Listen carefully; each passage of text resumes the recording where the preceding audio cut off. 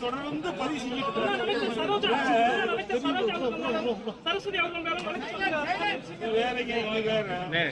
இந்த வழக்கு பொறுத்த வரைக்கும் இந்த இனத்திற்கும் அவருக்கும் சம்பந்தம் இல்லாத ஒருவரை வேண்டுமென்றே திட்டமிட்டு திமுக அமைச்சர் இன்றைக்கு சிறையில் இருக்கின்ற காரணத்தினால் அதை மறைப்பதற்கு வேண்டுமென்றே திட்டமிட்டு எங்களுடைய இயக்கத்தைச் சேர்ந்த கரூர் மாவட்ட கழக சகோதரர் விஜயபாஸ் அவர்களை கைது செய்திருக்கின்றார். இது கண்டனத்துக்குரிய பொய் வழக்கு பதிவு செய்து வேண்டுமென்றே திட்டமிட்டு இன்றைக்கு சகோதரரை கைது செய்தது கண்டிக்கிறது.